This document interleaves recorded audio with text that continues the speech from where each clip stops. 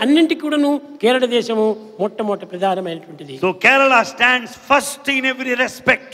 అలాంటి దేశము భగవంతునికి మాత్రం ముఖ్యం కాదా? Such a land is very important to God also. తప్పగా దైవం కూడాను అక్కడే ఉంటున్నాడు. God dwells there in that state. బలిచక్రవర్తి పుట్టినటువంటిది కానీ వామనుడు పుట్టినటువంటిది కానీ శాంత ఆశ్రమం. It was the land, it was the birthplace of Emperor Bali and Vamana. సిద్ధాశ్రమము అని పేరు. Its name was Siddhasrama. Siddhashramam అనగా అన్ని కూడాను సిద్ధింపజేసేటువంటిది. Siddhasrama meant the land of అన్ని fulfillment. సక్సెస్ చేసేటువంటిది. It is one that the solution to all. సంకల్పించినా కానీ అది విజయాన్ని గావించేటువంటిది. Whatever that is thought of and planned for is అందువల్లే bound to be fulfilled. విశ్వామిత్రుడు అక్కడికి పోయి తపస్సు చేశాడు.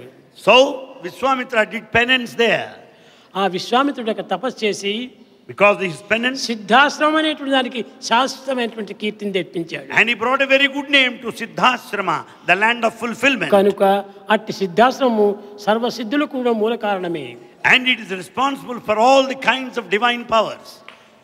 ఈ కారణాన్ని గురించుకొని బలిచక్రవర్తి కూడా అక్కడే పుట్టాడు. That's the reason why Emperor Bali was born there.